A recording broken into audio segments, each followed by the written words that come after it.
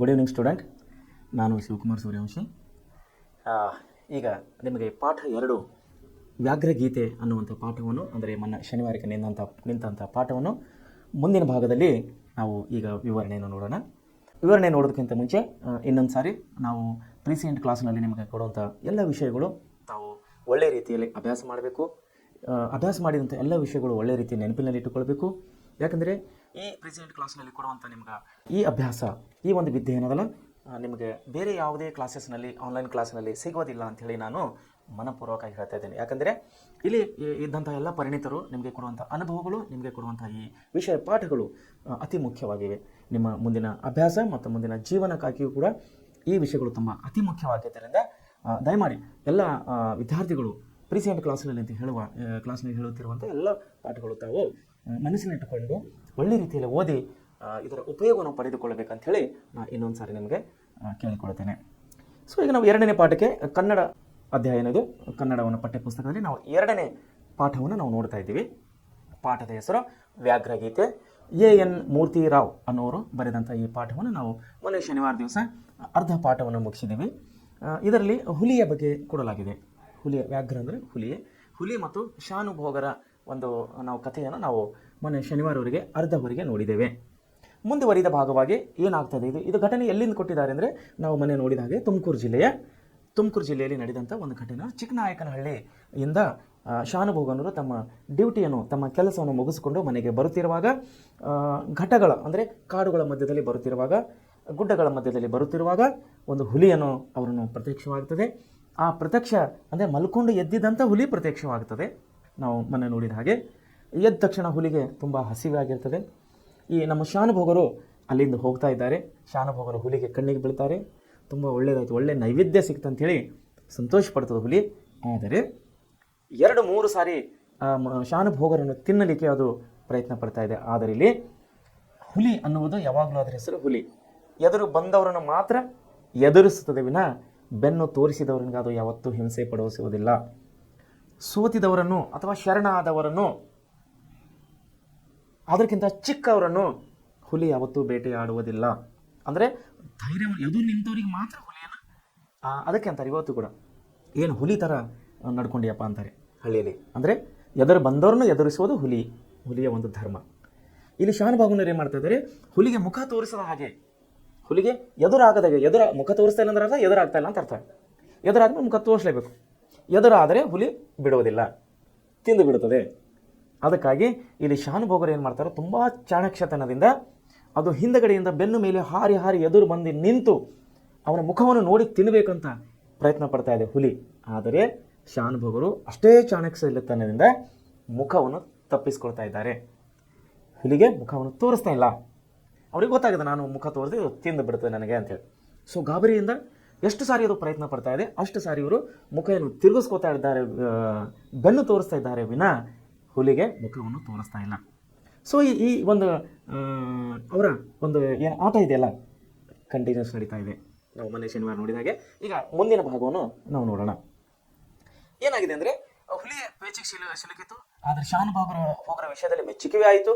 ತನಗೆ ಎದುರಾಳಿಯೇ ಸಿಕ್ಕಿದನೆಂಬ ಮೆಚ್ಚುಗೆ ತಿಂದರೆ ಇಂಥವರೇನೇ ತಿನ್ನಬೇಕು ಎಂದು ಎಂದುಕೊಂಡಿತ್ತು ಹುಲಿ. ಮತ್ತೊಂದು ಬಾರಿ ನೆಗೆಯಿತು. ಈ ಸಲವೂ ಹುಲಿಗೆ ಕಂಡಿದ್ದು ಶಾನುಭೋಗರ ಬೆನ್ನು. ಅದಕ್ಕೆ ಒಂದು ಕಡೆ ಹಸಿವು, ಮತ್ತೊಂದು ಕಡೆ ತನ್ನ ಸ್ವಾಭಿಮಾನದ, ಅದಕ್ಕೆ ಹುಲಿಗೆ ಸ್ವಾಭಿಮಾನ ಇದೆ. ನನ್ನ ಎದುರು ಮುಖ ತೋರಿಸಿದಾಗ ಅಷ್ಟೇ ತಿನ್ನಬೇಕು, ನನ್ನ ಎದುರು ಸೋತವರು ನಾನು ಕೈ ಮೇಲೆ ಮಾಡಬಾರ್ದು, ಅವರ ಹಿಂಸೆ ಮಾಡಬಾರ್ದು ಅಂಥೇಳಿ ಹುಲಿಗೆ ಸ್ವಾಭಿಮಾನ ಆಗಿದೆ. ಸ್ವಾಭಿಮಾನ ಇಂಥಕ್ಕೆ ಧಕ್ಕ ಬಂತಲ್ಲ ಎಂಬ ಯೋಚನೆ ನಾಳೆ ವ್ಯಾಘ್ರಗಳಿಗೆ, ಅಂದರೆ ಬೇರೆ ಹುಲಿಗಳಿಗೆ ತನ್ನ ಗೌರವ ಎಷ್ಟಕ್ಕೆ ನಿಂತಿತ್ತು. ನಾನು ಎದುರು ಬಂದಂಥ ಬೆನ್ನು ತೋರಿಸಿದಂಥ ಮನುಷ್ಯನನ್ನು ತಿಂದುಬಿಟ್ಟೇನಲ್ಲಪ್ಪ, ನನ್ನ ಮರ್ಯಾದೆ ಏನಿರುತ್ತದೆ ಬೇರೆ ಹುಲಿಗಳು ಎದುರೇ ಅಂಥೇಳಿ ಅದು ಮೇಲೆ ಬಿದ್ದ ಬಿಡಲೇ ಎಂಬ ಆಲೋಚನೆ ಅದರ ಮನಸ್ಸಿನಲ್ಲಿ ಹೊಳೆದು ಹೋಯಿತು. ಕ್ಷಣಕಾಲ ಅದರ ಮನಸ್ಸಿನಲ್ಲಿ ಕೂಡ ಗೊಂದಲ ಆಗ್ತಾ ಇದೆ ಹುಲಿಗೆ ಮುಂದೆ. ಆದರೆ ಈ ಗೊಂದಲ ಕ್ಷಣ ಕಾಲಕ್ಕಿಂತಲೂ ಹೆಚ್ಚಾಗಿ ನಿಲ್ಲಲಿಲ್ಲ. ಅದು ಸ್ವದಂಶದಲ್ಲಿ ಜನಿಸಿದ ಹುಲಿ, ಅಂದರೆ ಒಳ್ಳೆಯ ವಂಶದಲ್ಲಿ ಜನಿಸಿದ ಹುಲಿಯಾಗಿತ್ತು. ಖಂಡವಿದೆಯೇಕೋ, ಮಾಂಸವಿದೆಯೇಕೋ, ಗುಂಡಿಗೆಯೇಕೋ, ಬಿಸಿ ರಕ್ತವಿದೆಯೇಕೋ ಎಂದು ಆ ಹಸು ಆಹ್ವಾನ ಕೊಟ್ಟಾಗ ತನ್ನ ಅಜ್ಜ ಬಾಯಿಂದ ಚಪ್ಪರಿಸಿಕೊಂಡ ಹಸುವನ್ನು ತಿನ್ನಬಹುದಾಗಿತ್ತು. ಆದರೂ ಆ ಹುಲಿರಾಯ ಸತ್ಯವೃತಿಯಾದ ಪುಣ್ಯಕೋಟಿಯನ್ನು ತಿನ್ನೋದಲ್ಲೇ ಪ್ರಾಣ ಬಿಡಲಿಲ್ಲವೇ? ಆ ಪವಿತ್ರ ಕಥೆಯ ಸುವರ್ಣಾಕ್ಷರದಲ್ಲಿ ಲಿಖಿತವಾಗಿ ಇಂದಿಗೂ ಹುಲಿಗಳಿಗೂ ಹಸುಗಳಿಗೂ ಆದರ್ಶವಾಗಿಲ್ಲವೇ? ಅಂತ ಹುಲಿಯ ಮೊಮ್ಮಗನಾಗಿ ಹುಟ್ಟಿ ತಾನು ಅಧರ್ಮಕ್ಕೆ ಕೈ ಹಾಕುವುದೇ ಅಂದುಕೊಂಡಿತು. ಸೊ ಇದು ಹುಲಿಯ ವಂಶದ ಬಗ್ಗೆ ಇಲ್ಲಿ ಕೊಡ್ತಾ ಇದ್ದಾರೆ. ಅವರು ಹುಲಿಯ ವಂಶರಾಯ, ತನ್ನ ಅಜ್ಜ ಮುತ್ತಜ್ಜ ಎಲ್ಲರೂ ವೀರರು ಶೂರರು ಆಗಿದ್ದವರು, ತನ್ನ ಮುಂದೆ ಎದುರಿಗೆ ಬಂದಂಥವರು ತಿಂದವರು, ಆದರೆ ತನ್ನ ಎದುರು ಶರಣಾದವರನ್ನು ಅವರು ಮುಟ್ಟಿಲ್ಲ. ಇಂಥ ಒಂದು ವಂಶದಲ್ಲಿ ಹುಟ್ಟಿದಂಥ ನಾನು, ಈ ಶಾನುಭೋಗ ನನಗೆ ಮುಖನೇ ತೋರಿಸ್ತಾ ಇಲ್ಲ, ನಾ ಇವನನ್ನು ಹೇಗೆ ಮುಟ್ಟಲಿ? ನಾನು ಆ ಮನುಷ್ಯನನ್ನು ತಿಂದು ನಾನು ಅಧರ್ಮಕ್ಕೆ ಕೈ ಹಾಕಲ ಅಂಥೇಳಿ ಇಲ್ಲಿ ಹುಲಿ ಚಿಂತೆ ಮಾಡ್ತಾ ಇದೆ, ವಿಚಾರ ಮಾಡ್ತಾ ಇದೆ. ಆ ಪಾಪದ ಯೋಚನೆಯನ್ನು ಹೊರದೂಡಿ ಮತ್ತೆ ಶಾನುಭೋಗನ ಮುಂದೇನಿಗಿತ್ತು. ಆ ಪಾಪದ ಯೋಚನೆಯನ್ನು ಸೈಡಿಗಿಟ್ಟು ಬದಿಗೊತ್ತಿ ಮತ್ತೆ ಶಾನುಭೋಗನರ ಮುಂದೆ ಜಿಗಿತಾ ಇದೆ. ಯಾಕ? ಮುಖ ನೋಡಿ ತಿನ್ನಬೇಕು. ಕತ್ತೆತ್ತಿದರೆ ಶಾನುಭೋಗರು ಮತ್ತೆ ತಿರುಗಿದ್ದಾರೆ. ಮುಖ ಎತ್ತು ಹುಲಿ ಎತ್ತ ತಕ್ಷಣ ನೋಡ್ಬೇಕಂದ್ರೆ ಮತ್ತೆ ಶಾನುಭೋಗನ ಬೆನ್ನೇ ಕಾಣ್ತಾ ಇದೆ, ಶಾನುಭೋಗನ ಮುಖ ಕಾಣ್ತಾ ಇಲ್ಲ. ಹುಲಿಗೆ ಅವರ ಬೆನ್ನು ಹೊರತು ಮತ್ತೇನು ಕಾಣಲು. ಈ ಸ್ಪರ್ಧೆ 5-6 ಸಾರಿ ನಡೀತಾ ಇದೆ. ಈ ರೀತಿ 5-6 ಸಾರಿ ಆಚೆಲಿಂದ ಈಚೆ, ಈಚೆಲಿಂದ ಆಚೆ. ಹುಲಿ ಜಿಗಿಯೋದು, ಶಾನುಭೋಗನವರು ಬೆನ್ನು ತೋರಿಸೋದು, ಹುಲಿ ಜಿಗುವುದು, ಶಾನುಭೋಗನವರು ಮುಖ ತಿರುಗಿಸೋದು. 5-6 ಸಾರಿ ಇದೇ ರೀತಿ ನಡೀತಾ ಇದೆ. ಶಾನುಭೋಗನವರು ಮುಖ ತೋರಿಸ್ತಾ ಇಲ್ಲ, ಹುಲಿಗೆ ಶಾನುಭೋಗನ ಮುಖ ಕಾಣ್ತಾ ಇಲ್ಲ. 5-6 ಸಾರಿ ಇದೇ ರೀತಿ ನಡೀತಾ ಇದೆ. ಇಬ್ಬರ ವೇಗವೂ ಸಲಕೂ ಹೆಚ್ಚಿತ್ತು. ಈಗ ಶಾನುಭೋಗನ ನಡೆಯೋದು ಸಾಧ್ಯವಿರಲಿಲ್ಲ ಅಂತ ಗೊತ್ತಾಯಿತು. ಯಾಕೆ? ನಡೆದು ಆಯಸ್ಸಾಗಿದೆ. ನಿಂತ ಕಡೆಯಲ್ಲೇ ಹುಲಿಯ ವೇಗಕ್ಕೆ ಸರಿಯಾಗಿ ಚಾಚು ಚಪ್ಪದಂತೆ ತಮ್ಮ ವೇಗವನ್ನು ಹೊಂದಿಸಿಕೊಂಡು ಕಾಲಾಲ ಚಕ್ರದಂತೆ ತಿರುಗುತ್ತಿದ್ದರು. ಒಂದು ಕ್ಷಣವಾದರೂ ಹುಲಿಗೆ ಅವರ ಮುಖ ದರ್ಶನವಾಗಲಿಲ್ಲ. ಆದರೆ ಈ ಡೊಂಬರಾಟವನ್ನು ಎಷ್ಟು ಕಾಲ ನಡೆಯಲು ಸಾಧ್ಯ? ಶಾನುಭೋಗನ ತಲೆ ಸುತ್ತಲಾರಂಭಿಸಿತು. ನೋಡಿಲಿ, ಶಾನುಭೋಗನವ್ರು ಏನು ಮಾಡ್ತಾರೆ? 4-5 ಸಾರಿ ಪ್ರಯತ್ನ ಮಾಡ್ತಾ ಇದ್ದಾರೆ, ಮುಖ ತಪ್ಪಿಸ್ತಾ ಇದ್ದಾರೆ. ಹುಲಿಗೆ ಮುಖ ತೋರಿಸದ ಹಾಗೆ ಮುಖ ತಪ್ಪಿಸ್ತಾ ಇದ್ದಾರೆ. ಅದು ಎಷ್ಟೊತ್ತು ಮಾಡೋಕ್ಕೆ ಸಾಧ್ಯ? ಹುಲಿಯ ಎದುರುಗಡೆ ಎಷ್ಟೊತ್ತು ಸಾರಿ ತನ್ನ ಶೌರ್ಯವನ್ನು ತೋರಿಸಲಿಕ್ಕೆ ಸಾಧ್ಯವಾಗ್ತದೆ ಮನುಷ್ಯನಿಗೆ? ಸೊ ಆಮೇಲೆ ಕ್ಷಣ ಕಳೆದ ನಂತರ ಶಾನುಭೋಗನಿಗೆ ತಲೆ ಸುತ್ತಾ ಇದೆ. ಆ ವಿಪತ್ತಿನ ಸನ್ನಿವೇಶದಲ್ಲಿ ಅವರಿಗೆ ತಮ್ಮ ಕಿರ್ದಿ ಬುಕ್ಕದ ಯೋಚನೆ ಬಂತು. ಅವ್ರ ಹತ್ರ ಒಂದು ಬುಕ್ ಇದೆ, ಗೊತ್ತಲ್ಲ ನಿಮಗೆ? ಎಲ್ಲಿಗೆ ಹೋಗಿದ್ದಾರೆ ಅವರು? ಚಿಕ್ಕನಾಯಕನ ಕೋಟೆಗೆ ಹೋಗಿದ್ದರು. ಎದಕ್ಕೆ? ಕಂದಾಯ ವಸೂಲಿ ಮಾಡಿದಂಥ ಕಂದಾಯ ಹಣವನ್ನು ಕಟ್ಟಿ ಬರಲಿಕ್ಕೆ ಹೋಗಿದ್ದರು. ಅವ್ರ ಹತ್ರ ಬುಕ್ ಇತ್ತಲ್ಲ, ಕಿರ್ದಿ ಬುಕ್. ಅಂದರೆ ಯಾರ್ಯಾರು ಎಷ್ಟೆಷ್ಟು ಕಂದಾಯ ಕಟ್ಟಿದ್ದಾರೆ, ಯಾರು ರೈತರು ಅನ್ನೋದು ಅದರಲ್ಲಿ ಡೀಟೇಲ್ಸ್ ಆಗಿತ್ತು. ಅದರಲ್ಲಿ ವಿವರಣೆ ಇತ್ತು. ಅದರಲ್ಲಿ ರೈತರ ಯಾರು ಎಷ್ಟು ಕಂದಾಯ ಕಟ್ಟಿದ್ದಾರೆ ಅನ್ನೋದು, ಅದಕ್ಕೆ ನಾವು ಕಿರ್ದಿ ಬುಕ್ ಅಂತ ಹೇಳ್ತೀವಿ. ನಾವು ಮೊದಲನೇ ದಿವಸ ಕಠಿಣ ಶಬ್ದಗಳಲ್ಲಿ ಈ ವಿಷಯವನ್ನು ಓದಿದ್ದೀವಿ. ಸೊ ಆ ಸನ್ನಿವೇಶದಲ್ಲಿ ಕಿರ್ದಿ ಪುಸ್ತಕದ ಯೋಚನೆ ಬಂತು. ಹುಲಿಯು ಪಂಜಾದಿಂದ ಒಂದೇಟು ಬಿದ್ದರೆ ಸಾಕು, ಮುಂದೆ ಯಾವುದರ ಅರಿವು ಉಳಿಯೋದಿಲ್ಲ. ನೋವೇನಿದ್ದರೂ ಒಂದೇ ಒಂದು ಕ್ಷಣ ಮಾತ್ರ. ಮಡಿಯಬೇಕಾದರೆ ಮಡಿಯುತ್ತೇನೆ ಎಂದು ನಿಶ್ಚಯಿಸಿದರು. ಆದರೆ ಮಾಡುವುದಾದರೆ ಏನನ್ನು? ಅವರಲ್ಲಿ ಆಯುಧವಿಲ್ಲ. ಕಿರ್ದಿ ಪುಸ್ತಕ ಶಾನುಭೋಗನ ಬ್ರಹ್ಮಾಸ್ತ್ರ, ಅದನ್ನೇ ಉಪಯೋಗಿಸಬೇಕು. ಆದರೆ ಅದು ಹುಲಿಯ ಮೇಲೇನೂ ಫಲಿಸದು. ಅದನ್ನು ಉಪಯೋಗಿಸಿದ್ರಿಂದ ಹುಲಿ ಸಾಯುವೂ ಒಂತಿರುವುದಿಲ್ಲ, ಅದರ ಮೇಲೆ ಯಾವ ಪರಿಣಾಮವೂ ಆಗುವುದಿಲ್ಲ.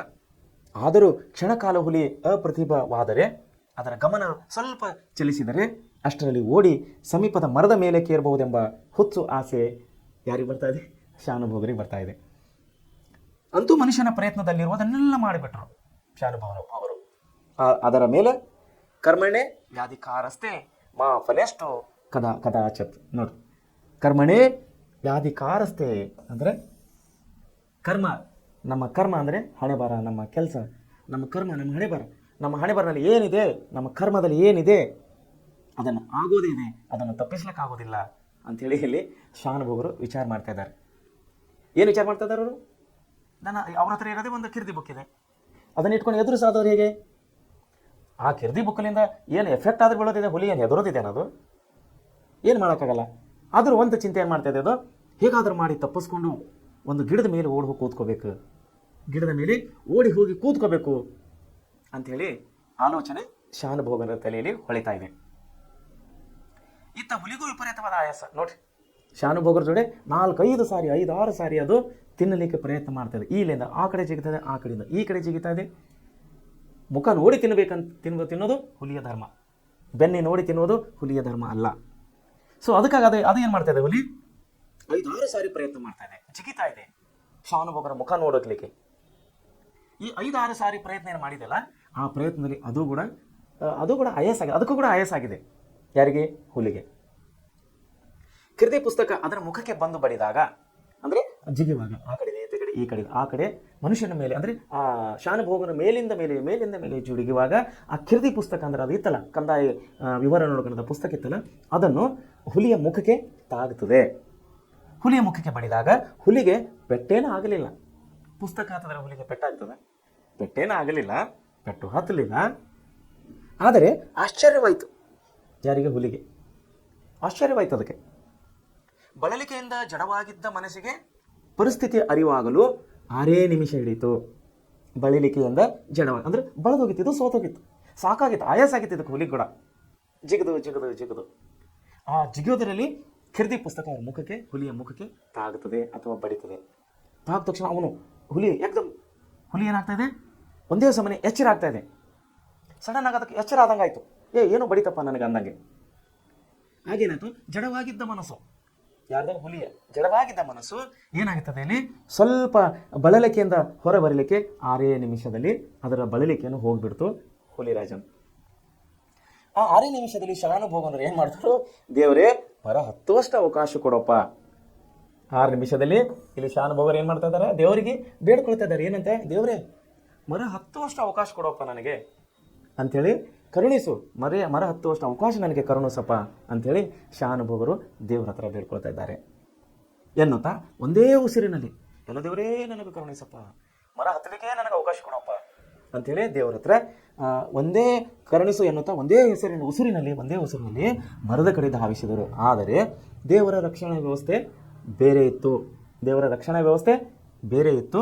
ಮರಕ್ಕೆ ಕೆಲವು ಅಡಿ ದೂರದಲ್ಲಿ, ಮರಕ್ಕೆ ಸಮೀಪಿಸುತ್ತಿದ್ದಂತೆ, ಮರಕ್ಕೆ ಹತ್ತಿರದಲ್ಲಿ ಏನಾಗಿತ್ತು, ಕೆಲವು ಅಡಿ ಅಂದರೆ ಸ್ವಲ್ಪ ಇಷ್ಟಿಷ್ಟೇ ದೂರದಲ್ಲಿ ನೆಲದಿಂದ ಮೇಲೆದ್ದುಕೊಂಡಿದ್ದ ಕಲ್ಲನ್ನು ಎಡವಿ ಶಾನುಭೋಗರು ಬಿದ್ದರು. ಅಂದರೆ ಗಿಡದ ಮೇಲೆ ಹತ್ತಬೇಕಂತೇಳಿ ಓಡ್ತಾ ಇದ್ದಾರೆ. ಶಾನುಭೋಗರು ಪ್ರಯತ್ನ ಮಾಡ್ತಾ ಇದ್ದಾರೆ. ಓಡುವ ಸಮೀಪದಲ್ಲಿ ಇನ್ನೊಂದು 2 ಹೆಜ್ಜೆ ಹಾಕಿದ್ರೆ ನಾನು ಗಿಡ ಹತ್ತುತ್ತೇನೋ ಅನ್ನೋಷ್ಟರಲ್ಲಿ ಕೆಳಗೆ ಒಂದು ಬಂಡೆಗಲ್ಲು, ಒಂದು ಕಲ್ಲು, ಆ ಕಲ್ಲಿಗೆ ಇವರು ಕಾಲನ್ನು ತಾಗುತ್ತದೆ. ಯಾರ್ದು?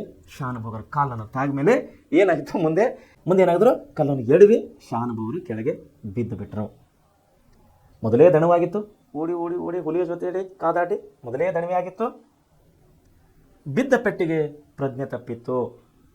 ಬಿದ್ದ ಪೆಟ್ಟಿಗೆ ಕಲ್ಲಿಗೆ ತಾಗ್ತಲ್ಲ, ಕಲ್ಲಿಗೆ ಕಾಲು ತಾಗಿದ ಮೇಲೆ ಓಡಿ ಹೋಗುವ ಗಿಡಕ್ಕೆ ಹತ್ತಬೇಕನ್ನುವಾಗ ಕಲ್ಲಿಗೆ ಕಾಲು ತಾಗಿ ಬಿದ್ದು ಬಿಟ್ಟ ಮೇಲೆ ಪ್ರಜ್ಞೆ ಮೂರ್ಛೆ ಹೋಗ್ಬಿಟ್ಟರು. ಶಾನುಭೋಗರು ಮೂರ್ಛೆ ಹೋಗಿ ಅಲ್ಲೇ ಬಿದ್ದು ಬಿಡ್ತಾರೆ. ಮುಂದೆ ಕೆಲವು ನಿಮಿಷಗಳಾದ ಮೇಲೆ ಮೂರ್ಛೆ ತಿಳಿಯಿತು. ಆಮೇಲೆ ಮೂರ್ಛೆಲಿಂದ ಹೊರಗೆ ಬಂದರು. ಮೂರ್ಛೆ ಹೋದಂತೆ ಆಮೇಲೆ ಎದ್ದುಕೊಂಡರು. ಜ್ಞಾನೋದಯವಾಯಿತು, ಅವ್ರಿಗೆ ಎದ್ದುಕೊಂತರು. ಆದರೂ ಆಗ ಅವರಲ್ಲಿ ಯಾವುದೊಂದೋ ಇಂದ್ರಿಯ ಚುರುಕಾಗಿ ಕೆಲಸ ಮಾಡುತ್ತಿರಲಿಲ್ಲ. ಪಂಚೇಂದ್ರಿಯಗಳ 5 ಇಂದ್ರಿಯಗಳು ನಮ್ಮ ಹತ್ರ ಯಾವ್ಯಾವು? ಕಣ್ಣು, ಕಿವಿ, ಮೂಗು, ಬಾಯಿ, ಚರ್ಮ. ಈ 5 ಪಂಚೇಂದ್ರಿಯಗಳಲ್ಲಿ ಯಾವ ಇಂದ್ರಿಯ ಕೂಡ ಕೆಲಸ ಮಾಡ್ತಾ ಇಲ್ಲ. ಎಲ್ಲವೂ ಸುಸ್ತಾಗಿ ಬಿಟ್ಟಿವೆ. ಯಾವ ಇಂದ್ರಿಯಗಳು ಕೆಲಸ ಮಾಡ್ತಾ ಇಲ್ಲ. ಅಂದರೆ ಕಣ್ಣು ಕಾಣ್ತಾ ಇಲ್ಲ, ಕಿವಿ ಕೇಳಿಸ್ತಾ ಇಲ್ಲ, ಮೂಗು ವಾಸನೆ ತಗೊಳಕ್ಕೆ ಆಗ್ತಾಯಿಲ್ಲ, ಮಾತಾಡೋಕ್ಕೆ ಬಾಯಿ ಓಪನ್ ಆಗ್ತಾ ಇಲ್ಲ, ಬಾಯಿ ತೆಗಿಲಕ್ಕೆ ಆಗ್ತಾ ಇಲ್ಲ. ಯಾಕಂದರೆ ಮೂರ್ಛೆ ಹೋಗಿ ಬಿದ್ದಿದ್ದಾರೆ ಶಾನುಭೋಗರು. ಆಗ ಯಾವ ಇಂದ್ರಿಯ ಕೂಡ ಕೆಲಸ ಮಾಡ್ತಾ ಇಲ್ಲ, ಚುರುಕಾಗಿ ಕೆಲಸ ಮಾಡುತ್ತಿರಲಿಲ್ಲ. ಮನಸ್ಸು ಅಸ್ಪಷ್ಟತೆ ಸ್ಥಿತಿಯಲ್ಲಿತ್ತು. ಮನಸ್ಸು ಕೂಡ ಹೆಂಗಿತ್ತು? ಅಸ್ಪಷ್ಟ ರೀತಿಯಲ್ಲಿತ್ತು. ಕಣ್ಣು ಮಂಜು ಎಷ್ಟೋ ಹೊತ್ತು ಆ ಸ್ಥಿತಿಯಲ್ಲಿದ್ದರೂ ಅವರಿಗಂತೂ ತಿಳಿಯದು. ಎಚ್ಚೆತ್ತಾಗ ಅವರ ಬಳಿಯಲ್ಲಿ 4-5 ಜನ ನಿಂತಿದ್ದರು. ತಮ್ಮ ಮುಖವೆಲ್ಲ ಉದ್ಯವೆಯಾಗಿತ್ತು. ಇನ್ನು ಯಾರೋ ನೀರು ಚಿಮಿಕಿಸುತ್ತಲೇ ಇದ್ದರು. ನೋಡಿ, ಅಷ್ಟರಲ್ಲಿ ಕಣ್ಣು ತೆಗೆದ ತಕ್ಷಣ ಸುತ್ತಮುತ್ತ 4-5 ಜನರು ಕಾಣ್ತಾ ಇದ್ದಾರೆ. ಆ ಜನರು ಏನು ಮಾಡ್ತಾ ಇದ್ದಾರೆ, ಕಣ್ಣು ಏನಾಗಿದೆ, ಮಂಜು ಕಾಣ್ತಾ ಇದೆ. ಕಣ್ಣಿಗೆ ತಲೆಗೆ ಬಿದ್ದ ಮೇಲೆ ಕಣ್ಣು ಮಂಜು ಕಾಣ್ತಾ ಇದೆ. ಕಣ್ಣು ಕ್ಲಿಯರ್ ಆಗಿ ಸ್ಪಷ್ಟವಾಗಿ ಕಾಣ್ತಾ ಇಲ್ಲ. ಎಚ್ಚೆತ್ತಾಗ ಅವ್ರ ಬಳಿ 4-5 ಜನ ನಿಂತಾರೆ. ಅವ್ರು ಏನು ಮಾಡ್ತಾರೆ, ಅವ್ರ ಮುಖದ ಮೇಲೆ ನೀರು ಹೊಡಿತಾ ಇದ್ದಾರೆ. ಯಾರ ಮೇಲೆ? ಶಾನುಭೋಗರ ಮೇಲೆ. ನೀರು ಚಿಮ್ಮುತ್ತಲೇ ಇದ್ದರು. ನೀರು ಅವ್ರ ಮೇಲೆ, ಮುಖದ ಮೇಲೆ ನೀರು ಚಿಮ್ಮುತ್ತಾನೇ ಇದ್ದರು. ಶಾನುಭೋಗರು ಮೂರ್ಛೆಯಲ್ಲಿದ್ದಾಗ ನಡೆದಿದ್ದು ಇಷ್ಟು. ಚಿಕ್ಕನಾಯಕನಹಳ್ಳಿಗೆ ತೆಂಗಿನಕಾಯಿ ತುಂಬಿಕೊಂಡು, ನೋಡಿ ಇಲ್ಲಿ ಏನಾಗಿದೆ ಸನ್ನಿವೇಶ. ಚಿಕ್ಕನಾಯಕನಹಳ್ಳಿಗೆ ತೆಂಗಿನಕಾಯಿಯನ್ನು ತುಂಬಿಕೊಂಡು ಹೋಗಿದ ಕೆಲವು ರೈತರು ತಿಂಗಳ ಬೆಳಕಿನಲ್ಲಿ ಗಾಡಿ ಹೊಡೆದುಕೊಂಡು ತಮ್ಮ ಹಳ್ಳಿಗೆ ಹಿಂದಿರುಗುತ್ತಿದ್ದರು. ಯಾರು? ಬೇರೆ ರೈತರಲ್ಲಿ, ಸುತ್ತಮುತ್ತಲ ರೈತರು ಏನು ಮಾಡಿದರು, ಗಾಡಿಗಳಲ್ಲಿ ತೆಂಗಿನಕಾಯಿಯನ್ನು ತುಂಬಿಕೊಂಡು ಚಿಕ್ಕನಾಯಕನಹಳ್ಳಿಗೆ ಹೋಗಿದ್ದರು. ಹೋಗಿ ತಮ್ಮ ಕೆಲಸ ವ್ಯಾಪಾರ ವ್ಯವಸ್ಥೆಗಳೆಲ್ಲ ಮುಗಿಸ್ಕೊಂಡು ಮನೆಗೆ ಬರ್ತಾ ಇದ್ದರು. ಆವಾಗ ತಿಂಗಳ ಬೆಳಗಿನಲ್ಲಿ ಬಹುಶಃ ತಿಂಗಳ ಬೆಳಗಂದ್ರೆ ನಾವು ಹುಣ್ಣಿಮೆ ಅಂತ ಅನ್ಕೋಬೋದು. ಅಂದರೆ ತಿಂಗಳಿಗೆ ಒಂದು ಸಾರಿ, ಅಂದರೆ 15 ದಿನಕ್ಕೆ ಒಂದು ಸಾರಿ, 15 ದಿನಕ್ಕೆ ಅಮಾವಾಸ್ಯೆ, 15 ದಿನಕ್ಕೆ ಹುಣ್ಣಿಮೆ ಬರ್ತದೆ. ಸೊ ಈ ಹುಣ್ಣಿಮೆ ಇದ್ದಂಥ ಬೆಳಗು ಮುಂದಿನ ತಿಂಗಳ ಅಂದರೆ ಅಮಾವಾಸ್ಯೆ ಆದಮೇಲೆ ಮತ್ತೆ 15 ದಿವಸ. ಸೊ ಹುಣ್ಣಿಮೆ 15 ದಿವಸ ಮತ್ತು ಅಮಾವಾಸ್ಯೆ 15 ದಿವಸ, ಒಂದು ತಿಂಗಳು ಆದಮೇಲೆ ಬರುವಂಥ ಏನು ಚಂದ್ರನ ಬೆಳಗ್ಗೆ, ಹುಣ್ಣಿಮೆ ದಿವಸ ಏನಿರುತ್ತಲ್ಲ ಅದಕ್ಕೆ ನಾವು ತಿಂಗಳಿನ ಬೆಳಗ್ಗೆ ಅಂತ ಕರಿತೀವಿ. ಯಾಕಂದ್ರೆ ತಿಂಗಳಿಗೆ ಒಂದೇ ಸಲ ಬರೋದು ಆ ಬೆಳಕು. ಸೊ ತಿಂಗಳಿನ ಬೆಳಕಿನಲ್ಲಿ ಗಾಡಿ ಹೊಡೆದುಕೊಂಡು, ಆ ಬೆಳಕಿನಲ್ಲಿ ಚಂದ್ರನ ಬೆಳಕಿನ ಗಾಡಿ ಹೊಡ್ಕೊಂಡು ಬರುವಾಗ ತಮ್ಮ ಹಳ್ಳಿಗೆ ಹಿಂದಿರುಗುತ್ತಿದ್ದವರು ಯಾರು? ತೆಂಗಿನಕಾಯಿ ತಗೊಳ್ಳೋದಂತ ರೈತರು. ಶಾನಭೋಗನೂರು ಬಿದ್ದ ಸ್ಥಳಕ್ಕೆ ಕಾಲು ಹರದಾರಿ ಇದೆ. ಹರದಾರಿ ಅಂದರೆ ಅಂದರೆ ಹೇಳ್ದಲ್ಲ ನಿಮ್ಗೆ ಕಠಿಣ ಶಬ್ದಗಳನ್ನು ಹೇಳಿ. 3 ಮೈಲು, 3 ಮೈಲು, 1 ಮೈಲ್ ಅಂದರೆ 3.3 ಕಿಲೋಮೀಟರ್. ಸೊ ಅಲ್ಲೇ ನಿಯರ್ ಸಮೀಪದಲ್ಲಿ ಹರದಾರಿ ಇದೆ ಎನ್ನುವಾಗ ಎತ್ತುಗಳು ಏನೋ ಮಾಡಿದರು, ಅದು ಎತ್ತುಗಳು ಏನು ಮಾಡಿದರು ಮುಂದೆ ಹೋಗದೆ ಕಣಿ ಹಾಕಿಕೊಂಡವು. ಎತ್ತುಗಳಿಗೆ ಏನಾಗಿದೆ, ಆ ಬಹುಶಃ ಹುಲಿ ಕಾಣಿರ್ಬೋದು ಅಥವಾ ಆ ಬಿದ್ದಂಥ ಶಾನಭೋಗರು ಕಾಣಿರ್ಬೋದು. ಅದಕ್ಕಾಗಿ ಎತ್ತುಗಳು ಕಾಲು ತೆಗಿತಾ ಇಲ್ಲ, ಮುಂದೆ ಹೋಗ್ತಾ ಇಲ್ಲ. ಎತ್ತಿನ ಗಾಡಿಯ ಎತ್ತುಗಳು ಅಲ್ಲೇ ನಿಂತಿವೆ. ಅದೇ ವೇಳೆಗೆ ಎದೆ ನಡುಗುವಂತೆ ಹುಲಿಯ ಗರ್ಜನೆ ಕೇಳಿಸಿತ್ತು. ಯಾರಿಗೆ? ರೈತರಿಗೆ. ಎತ್ತುಗಳ ಗಂಟೆಯ ಶಬ್ದವನ್ನು ಕೇಳಿದ ಹುಲಿ, ಎತ್ತುಗಳ ಕೊಳ್ಳಲ್ಲಿ ಗಂಟೆ ಕಟ್ಟಿರ್ತಲ್ಲ ನಮ್ಮ ರೈತರು, ಟಂಗ್ ಟಂಗ್ ಟಂಗ್ ಎತ್ತುಗಳು ಯಾವ ರೀತಿ ಹೆಜ್ಜೆ ಹಾಕಿ ಹೋಗ್ತಿರ್ತವೆ ಆ ರೀತಿ ಶಬ್ದವನ್ನು ಬರ್ತಾ ಇರ್ತದೆ ಎತ್ತುಗಳ ಕೊರಳಲ್ಲಿದ್ದಂಥ ಗಂಟೆಗಳು. ಸೊ ಆ ಗಂಟೆಯ ಶಬ್ದವನ್ನು ಕೇಳಿದ ಹುಲಿ ಕೆಲ ನಿಮಿಷ ತಡೆದು ನೋಡಿತ್ತು. ನೋಡಿ, ಹುಲಿಗೆ ನೋಡಿ ಎತ್ತುಗಳಿಗೆ ಹೆದರ್ತಾವೆ, ಎತ್ತುಗಳಿಗೆ ನೋಡಿ ಇಲ್ಲಿ ಹುಲಿ ಹೆದರ್ತಾ ಇದೆ. ಆ ಗಂಟೆಯ ಶಬ್ದಗಳು ಕೇಳಿ, ಎತ್ತುಗಳ ಕೊರಳಲ್ಲಿದ್ದಂಥ ಗಂಟೆಗಳ ಶಬ್ದಗಳನ್ನು ಕೇಳಿ ಹುಲಿ ಏನು ಮಾಡ್ತಾ ಇದೆ, ಕೆಲವು ನಿಮಿಷ ತಡೆದು ನೋಡಿತ್ತು, ಅಲ್ಲೇ ನಿಂತ್ಕೊಂಡು ನೋಡಿತ್ತು. ಆದರೆ ರೈತರ ಮಾತು ಕೇಳಿ ಬಂದ ಮೇಲೆ, ರೈತರು ಮಾತಾಡುವಂಥ ಮಾತುಗಳನ್ನು ಕೇಳಿ ಬಂದ ಮೇಲೆ ಯಾರಿಗೆ? ಹುಲಿಗೆ ನಿರಾಶೆಯಿಂದಲೂ ಕೋಪದಿಂದಲೂ ಗರ್ಜಿಸಿ ಪಲಾಯನ ಮಾಡಿತ್ತು. ನೋಡ್ರಿ, ನಿರಾಶೆಯಿಂದ ನಿರಾಶೆ ಆಗಿಬಿಡ್ತು, ಮತ್ತು ಕೋಪ ಕೂಡ ಬಂತು, ಸಿಟ್ಟು ಕೂಡ ಬಂತು. ಯಾರಿಗೆ? ಹುಲಿಗೆ. ಯಾಕಂದರೆ ಶಾನುಭೋಗರನ್ನೇ ತಿನ್ನಲಿಕ್ಕೆ ಆಗಿಲ್ಲ. ಆ ಮಧ್ಯದಲ್ಲಿ ಇವರು ಮಧ್ಯಪ್ರವೇಶ ಮಾಡಿದ್ದಾರೆ, ಯಾರು? ರೈತರು ಮತ್ತು ಎತ್ತುಗಳು. ಅದಕ್ಕೆ ಇದನ್ನು ನೋಡಿ ಹುಲಿಗೆ ಕೋಪ ಬಂತು, ಸಿಟ್ಟು ಬಂತು ಮತ್ತು ನಿರಾಶೆ ಕಡೆ ಆಯಿತು. ನಿರಾಶೆ ಆಗಿ ಅಲ್ಲಿಂದ ಏನು ಮಾಡ್ತು? ಹುಲಿ ಪಲಾಯನ ಮಾಡಿತು, ಅಂದರೆ ಹೋಗಿಬಿಡ್ತು ಬೇರೆ ಕಡೆ ಅಂದಂಗ. ಗಾಡಿಯವರು 5 ಜನವಿದ್ದರು. ನೋಡಿ, ಎತ್ತಿನ ಗಾಡಿದವರು 5 ಜನವಿದ್ದರು ಕೂಡ, ಎಷ್ಟೇ ಆಗಲಿ ಹುಲಿ ಅಲ್ಲ, 5 ಜನ ಅನ್ಕೊಂಡು ಇವ್ರೇನು ಹುಲಿ ಎದುರುಗಡೆ ಹೋದ್ರ ಬಾಪ ನಿನಗೆ ಅಂತೇಳಿ ಇಲ್ಲ. ಎಷ್ಟಾದ್ರು ಹುಲಿನೇ ಅಲ್ಲ. ಅದಕ್ಕಾಗಿ ಈ 5 ಜನರು ಏನು ಮಾಡಿದ್ರು? ಹುಲಿ ಅಂದರೆ ಭಯಲ್ಲವೇ, ಸ್ವಲ್ಪ ಹೊತ್ತು ಗಾಡಿಯ ಬಳಿಯಲ್ಲೇ ನಿಂತು ಕೂಡಿದರು. ಈ 5 ಜನ ಸ್ವಲ್ಪ ಹೊತ್ತು ಗಾಡಿಯಲ್ಲೇ ನಿಂತು ನೋಡಿದರು, ಗಾಡಿ ಪಕ್ಕದಲ್ಲೇ ನಿಂತು ನೋಡಿದರು. ಮತ್ತೆ ಗರ್ಜನೆ ಕೇಳಲಿಲ್ಲ. ಪುನಃ ಹುಲಿಯ ಗರ್ಜನೆ ಗರ್ಜನೆ ಕೇಳಿಸಲಿಲ್ಲ. ಅನಂತರ ಅವರು ತಮ್ಮಲ್ಲಿದ್ದ ಕೋವಿನಿಂದ 1-2 ತೋಟ ಹಾರಿಸಿದರು. ಅಂದರೆ ಕಾಡು ಪ್ರದೇಶಗಳಲ್ಲಿ ತಿರುಗುವಂತಹ ರೈತರುಗಳು ಯಾವಾಗಲೂ ತೋಟಗಳನ್ನು ಹಾರಿಸುವಂಥ ಆಯುಧಗಳನ್ನು ಅವ್ರ ಹತ್ರ ಇಟ್ಕೋತಾರೆ. ಯಾಕಂದರೆ ಯಾವ ಸಮಯದಲ್ಲಿ ಹುಲಿ ಬರ್ತದ, ಯಾವ ಸಮಯದಲ್ಲಿ ಕರಡೆ ಬರ್ತದ, ಯಾವ ಸಮಯದಲ್ಲಿ ಆನೆ ಬರ್ತದ ಹೇಳೋಕ್ಕಾಗೋದಿಲ್ಲ. ಸೊ ಅವರ ಆತ್ಮರಕ್ಷಣೆಗಾಗಿ, ಅವರ ಒಂದು ಸ್ವಯಂ ರಕ್ಷಣೆಗಾಗಿ ಅವರು ಸ್ವಯಂ ರಕ್ಷಕ ಕೆಲವೊಂದು ಅಸ್ತ್ರಗಳನ್ನು ಅಥವಾ ಆಯುಧಗಳನ್ನು ಅವರು ಇಟ್ಕೊಂಡಿರ್ತಾರೆ. ಸೊ ಇಲ್ಲೇನು ಯಾವ ಆಯುಧ ಇಟ್ಕೊಂಡಿದ್ದಾರೆ ಅವರು ಅಂದರೆ ತೋಟ ಹಾರಿಸೋ ಕೋವಿ ಅನ್ನೋದು ಅವ್ರ ಹತ್ರ ಇಟ್ಕೊಂಡಿದ್ರು. 1-2 ತೋಟ ಆ ಸಮಯದಲ್ಲಿ ಹಾರಿಸಿಬಿಟ್ರು. ತೋಟ ಅಂದರೆ ತೋಟ ಅಂದರೆ ಹಿಂದಿನ ಕಾಲದಲ್ಲಿ ಒಂದು ದೊಡ್ಡದಾದಂಥ ಶಬ್ದ ಬರುವಂಥ ಒಂದು ಆಯುಧ ಅದು. ಕೈಲಾದಷ್ಟು ಗಲಭೆ ಮಾಡುತ್ತಾ ತೆಂಗಿನ ಗರಿಯ ಪಂಜು ಹೊತ್ತಿಸ್ಕೊಂಡು, ತೆಂಗಿನ ಗಿಡದ ಗರಿಗಳಿಗೆ ಬೆಂಕಿ ಹಚ್ಚಿ ಏನು ಮಾಡ್ತಾ ಇದ್ದಾರೆ ಅವರು? ಹೊತ್ತಿಸಿಕೊಂಡು ಬೆಂಕಿ ಹಚ್ಚಿ ಜಾಗರೂಕತೆಯಿಂದ ಮುಂದುವರಿದರು. 2 ತೋಟಗಳನ್ನು ಹಾಕ್ಯಾರ. ಯಾರಿಗೆ ಹೆದರ್ದ್ರು ಇವರು? ಹುಲಿಗೆ ಹೆದರ್ಕೊಂಡು ಏನು ಮಾಡಿದ್ದಾರೆ? 2 ತೋಟಗಳು ಹಾಕ್ಯಾರ. ಆಮೇಲೆ ತೆಂಗಿನ ಗಿಡದ ಗರಿಗಳನ್ನು ತೆಗೆದು ಅದಕ್ಕೆ ಮುಂದೆ ಬೆಂಕಿ ಹಾಕಿ ಬೆಳಗನ್ನು ಮಾಡ್ಕೊಂಡಿದ್ದಾರೆ. ಅಂದರೆ ಬೆಂಕಿ ಬೆರಳಿಗೆ ಹುಲಿ ಸಮೀಪ ಬರುವುದಿಲ್ಲ. ಅದಕ್ಕಾಗಿ ತೆಂಗಿನ ಗರಿಗಳಿನ ಬೆಂಕಿಯನ್ನು ಹಚ್ಚಿಕೊಂಡು ಅಂತಾರೆ ಪಂಜವನ್ನು ಹತ್ತಿಸಿಕೊಂಡು ಜಾಗರೂಕತೆಯಿಂದ, ಅಂದರೆ ತನ್ನ ಜಾಗರೂಕತೆಯಾಗಿ ಅವರು ಮುಂದೆ ಕಾಲಿಡ್ತಾ ಇದ್ದಾರೆ. ಮೋರ್ಚೆಯಲ್ಲಿ ಬಿದ್ದಿದ್ದ ಶಾನುಭೋಗನನ್ನು ಕಂಡು, ಮೋರ್ಚೆಯಲ್ಲಿ ಬಿದ್ದಿದ್ರಲ್ಲ, ಕಲ್ಲಿಗೆ ಕಾಲು ತೆಗೆದು ಬಿದ್ದಿದ್ರಲ್ಲ ಶಾನುಭೋಗರು ಕಂಡು ಮುಖದ ಮೇಲೆ ನೀರೆರಚಿ ಎಚ್ಚರಿಸಿದರು. ಅವ್ರ ಮುಖದ ಮೇಲೆ ನೀರು ಹಾಕಿ ಅವರನ್ನು ಎಬ್ಬಿಸ್ತಾರೆ. ಮೊದಲೇ ಹೇಳಿದಂತೆ ಶಾನುಭೋಗರು ಗಟ್ಟಿ ಮನುಷ್ಯನವರು. ನೋಡಿ, ಇಷ್ಟು ಧೈರ್ಯ ಬೇಕಂದರೆ ಸುಮ್ಮನೆ ಇರ್ತದ? ಹುಲಿಯನ್ನು ಎದುರಿಸ್ಬೇಕಂದ್ರೆ ಹುಲಿ ಜೋಡಿಯಲ್ಲಿ 5-6 ಸಾರಿ ಒಂದು ಜೀವನ ಉಳಿಸ್ಕೊಳ್ಳೋಕ್ಕೆ ಮಾಡಿದಂಥ ಪ್ರಯತ್ನ ಸಣ್ಣದಾದು ಇಲ್ಲ. ಸೊ ಮೊದಲೇ ಹೇಳಿದಂತೆ ಶಾನುಭೋಗರು ಗಟ್ಟಿ ಮನುಷ್ಯನವರು, ತುಂಬ ಗಟ್ಟಿ ಮನುಷ್ಯನವರು, ಧೈರ್ಯವಂತರು. ಬೇಗ ಚೇತರಿಸಿಕೊಂಡಿದ್ದು ನಡೆದ ಸಂಗತಿಯನ್ನೆಲ್ಲ ನೆನಪಿಗೆ ತಂದುಕೊಂಡರು. ಮೈಕೈ ಸ್ವಲ್ಪ ನಡುಗುತ್ತಲೇ ಹೊರತು ಅವರಿಗೆ ಮೈಯಲ್ಲಿ ಗಾಯವೇನೂ ಆಗಿರಲಿಲ್ಲ. ಯಾಕಂದರೆ ಹುಲಿ ಇವರಿಗೆ ಮುಟ್ಟೇ ಇಲ್ಲ, ಯಾವುದೇ ರೀತಿ ಗಾಯ ಆಗಿಲ್ಲ. ಆದರೆ ಮೈ ಕೈಯಲ್ಲಿ ಸ್ವಲ್ಪ ನಡುಕನ್ನು ಇತ್ತು ಇವರಿಗೆ. ಹುಲಿಯ ಭಯವೇನು ಕಳೆದಿತ್ತು. ಹುಲಿ ಹೋಗಿದೆ ಅಂತೇಳಿ ಗೊತ್ತಾದ್ಮೇಲೆ ಭಯನೂ ಹೋಗಿತ್ತು. ಯಾಕೆ ಮನುಷ್ಯರು ಬಂದಾರಲ್ಲ ಇವರೆದ್ರ ಮನುಷ್ಯರು ಬಂದಿದ್ದ ಸಲುವಾಗಿ ಇವರಿಗೆ ಹುಲಿಯ ಭಯನೂ ಹೋಗಿತ್ತು. ಕಿರ್ದಿ ಪುಸ್ತಕವನ್ನು ಮತ್ತೆ ಪಡೆದು, ಕೆಳಗೆ ಬಿದ್ದಂಥ ಕಿರ್ದಿ ಪುಸ್ತಕವನ್ನು ಮತ್ತೆ ಪಡೆದು ಭದ್ರ ಮಾಡಿಕೊಂಡು, ಅಂದರೆ ಆ ಬುಕ್ಕನ್ನು ಎಲ್ಲ ಸುಧಾರಿಸಿಕೊಂಡರು. ಆದರೆ ಅವರ ಮನಸ್ಸಿನಲ್ಲೆಲ್ಲ ವಿಸ್ಮಯ ಆವರಿಸಿತ್ತು. ಅವರ ಮನಸ್ಸಿನಲ್ಲೆಲ್ಲ ಒಂಥರ ಭಯ, ಒಂಥರ ವಿಸ್ಮಯ ಆವರಿಸಿತ್ತು ಅವರಿಗೆ. ಯಾರಿಗೆ? ಶಾನುಭೋಗರಿಗೆ. ತಾವು ಉಳಿದದ್ದು ಹೇಗೆ? ನಿಸ್ಸಹಾಯರಾಗಿ ಪ್ರಜ್ಞೆ ಇಲ್ಲದೆ ಬಿದ್ದಿದ್ದಾಗ ಹುಲಿ ತಮ್ಮನ್ನು ಎಳೆದುಕೊಂಡು ಹೋಗಿಲ್ಲಬೇಕೆ? ನೋಡ್ರಿ, ಶಾನುಭೋಗರು ಯಾವ ರೀತಿ ವಿಚಾರ ಮಾಡ್ತಾ ಇದ್ದಾರೆ ಅಂದರೆ, ನಾನು ಹೇಗೆ ಬದುಕದಪ್ಪ? ನಾನು ಕಾಲು ತಟ್ಟು ಬಿದ್ದ ಮೇಲೆ ಹುಲಿ ನನ್ನನ್ನು ಯಾಕೆ ಎಳ್ಕೊಂಡು ಹೋಗಿಲ್ಲ? ಹುಲಿ ಎಳ್ಕೊಂಡು ಹೋಗಿ ನನ್ನನ್ನು ತಿನ್ಬೋದಾಗಿತ್ತಲ್ಲ ಅಂತೇಳಿ ವಿಚಾರ ಮಾಡ್ತಾ ಇದ್ದಾರೆ. ಯಾರು? ಶಾನುಭೋಗನವರು. ನನ್ನನ್ನು ಯಾಕೆ ಎಳ್ಕೊಂಡು ಹೋಗಿಲ್ಲ ಅದು ಹುಲಿ? ನಿಸ್ಸಹಾಯಕರಾಗಿ ಬಿದ್ದಾಗ ಯಾಕೆ ನನ್ನನ್ನು ಎಳೆದುಕೊಂಡು ಹೋಗಿಲೇಬೇಕೆ? ಸ್ವಲ್ಪ ಹೊತ್ತು ಯೋಚಿಸಿ ಗಾಡಿಯವರನ್ನು ಕೇಳಿದವರು. ಗಾಡಿ ಅಂದರೆ ರೈತರಲ್ಲಿ ಇದ್ದಾರಲ್ಲ, ಅವರನ್ನು ಕೇಳ್ತಾರೆ. ಏನಂತ? ನಾನು ಮುಖ ಮೇಲಾಗಿ ಬಿದ್ದಿದ್ದೀನಾ ಅಂತ 5 ಜನರಿಗೆ ಕೇಳ್ತಾರೆ. ಮುಖ ಅಂದರೆ ಭೂಮಿ ಮೇಲ್ಗಡೆ ಮಲಗಿದ್ದಂಗೆ ನಾನು ಬಿದ್ದಂಗೆ ಇತ್ತ? ನಾನು ಮುಖ ಮೇಲ್ಗಡೆ ಬಿದ್ದಿದ್ದೀನಾ? ಮುಖ ಮೇಲ್ಗಡೆ ಮಾಡಿ ಬಿದ್ದಿದ್ದೀನಾ ಅಂಥೇಳಿ 5 ಜನ ಸುತ್ತಮುತ್ತ ಬಂದಿದ್ರಲ್ಲ ರೈತರು, ಅವರನ್ನು ಶಾನುಭೋಗರು ಕೇಳ್ತಾ ಇದ್ದಾರೆ. ನಾನು ಹೇಗೆ ಬಿದ್ದೀನಿ ಅಂತ ಕೇಳ್ತಾ ಇದ್ದಾರೆ. ಅವ್ರು ಕೇಳೋ ಉದ್ದೇಶ ಅಂದರೆ, ನಾನು ಯಾವ ರೀತಿ ಬಿದ್ದಿದ್ದೀನಲ್ಲ ಪೇಲೆ, ನೀವು ನೋಡಿದಾಗ ನಾನು ಯಾವ ಒಂದು ಪರಿಸ್ಥಿತಿಯಲ್ಲಿ ಇದ್ದೆ ಅಂತ ಕೇಳ್ತಾ ಇದ್ದಾರೆ. ಆಗ ಅವರೆಲ್ಲರೂ ಇಲ್ಲ ಅಂತ ಹೇಳಿದ್ರು ಅವ್ರಿಗೆ. ಇಲ್ಲ, ನಿಮ್ಮ ಮುಖ ಮೇಲ್ಗಡೆ ಮೇಲೆ ಬಿದ್ದಿಲ್ಲ. ಅವರು ಬಿದ್ದಿದ್ದನು ಬೆನ್ನು ಮೇಲಾಗಿ, ಅಂದರೆ ಮುಖ ಕೆಳಗೆ ಮಾಡಿ ಬೆನ್ನು ಮೇಲೆ ಮಾಡಿ ಬಿದ್ದಿದ್ದರು. ಮುಖ ಭೂಮಿಗೆ ಹತ್ತಿತ್ತು, ಬೆನ್ನು ಮೇಲ್ಗಡೆ ಇತ್ತು. ಸೊ ಹೀಗಾಗಿ ಏನಾಯ್ತು ಇಲ್ಲಿ? ತನ್ನ ಪ್ರಾಣವನ್ನು ಉಳಿಸ್ಕೊಂಡ್ರು ಅವರು. ಅವ್ರು ಬಿದ್ದಿದ್ದು ಅವ್ರಿಗೆ ಗೊತ್ತೇ ಇಲ್ಲ. ಯಾಕಂದ್ರೆ ಗಿಡ ಮರ ಹತ್ತಬೇಕು ಅಂದ್ಕೊಂಡಿದ್ರು.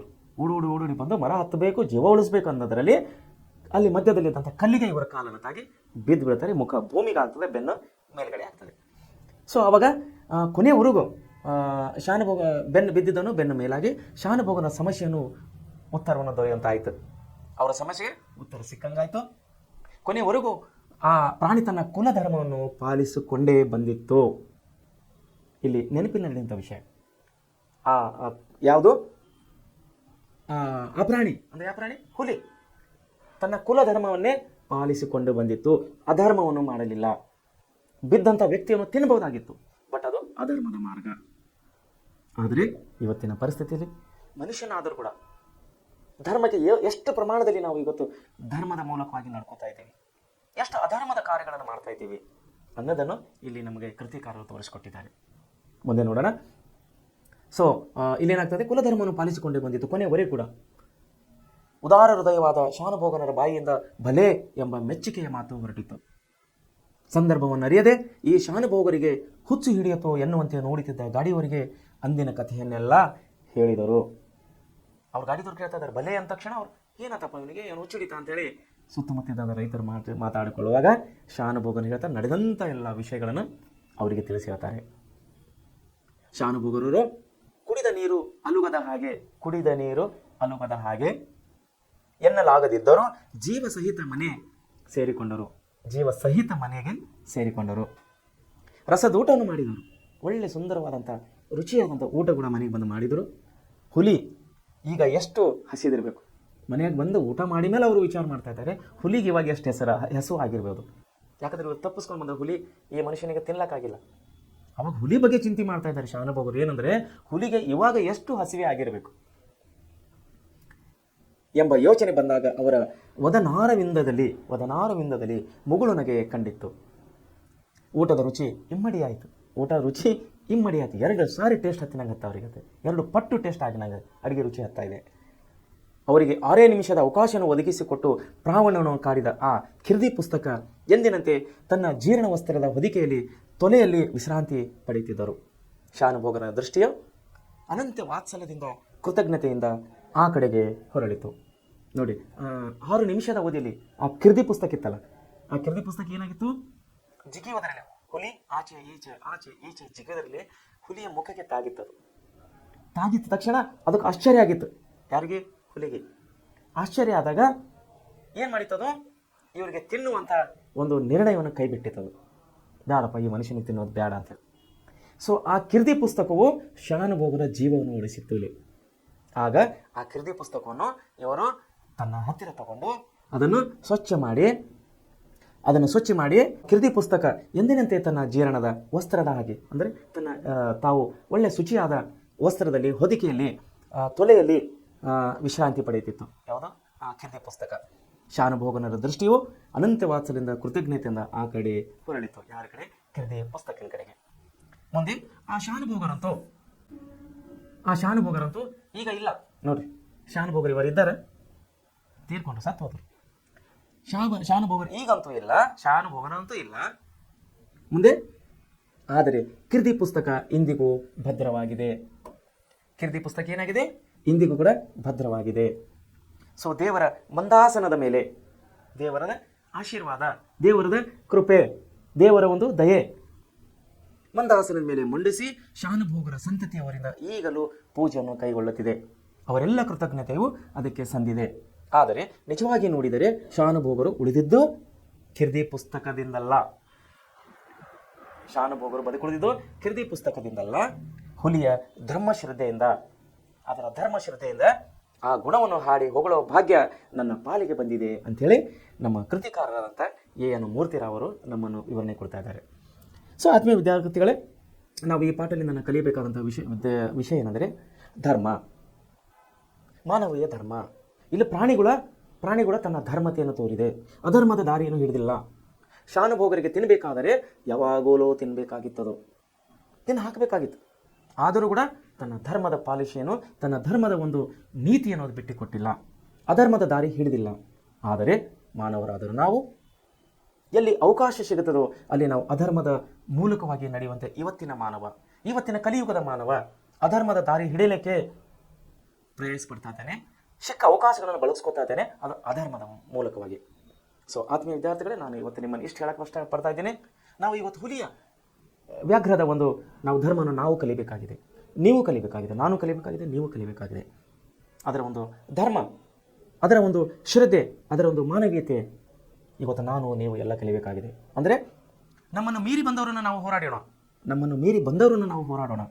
ಆದರೆ ನಮಗೆ ಬೆನ್ನು ತಿರುಗಿಸಿದವರನ್ನು, ಅಂದರೆ ನಾನು ಸೋತಿನಪ್ಪ ಅಂಥೇಳಿ ನಮ್ಮ ಎದುರು ಯಾರು ಬೆನ್ನು ತಿರುಗಿಸ್ತಾರೆ, ಯಾರು ಮುಖ ತಿರುಗಿಸ್ತಾರೆ, ಅಂದರೆ ನಾವು ಯಾರು ಸಣ್ಣವರಾಗ್ತಾರೆ, ನಾವು ಅವರನ್ನು ಎದುರು ಹಾಕೊಳ್ಳೋದು ಬೇಡ, ಅವ್ರಿಗೆ ಯಾವುದೇ ರೀತಿ ತೊಂದರೆ ಕೊಡೋದು ಬೇಡ.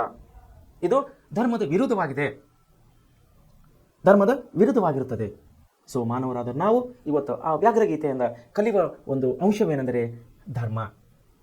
ಆ ಧರ್ಮನು ನಾನು ಪಾಲಿಸ್ತೀನಿ, ನೀವು ಪಾಲಿಸ್ಬೇಕಂತೇಳಿ ಇವತ್ತಿನ ಸಮಯದಲ್ಲಿ ನಮಗೆ ಈ ಪಾಠವನ್ನು ಒಳ್ಳೆಯ ರೀತಿಯಲ್ಲಿ ಬರೆದುಕೊಟ್ಟಂತಹ ನಮ್ಮ ಕೃತಿಕಾರರಂಥ ಎ.ಎನ್. ಮೂರ್ತಿರಾವ್ ಅವರಿಗೆ ನಾನು ತುಂಬ ಥ್ಯಾಂಕ್ಸ್ ಹೇಳ್ತೀನಿ.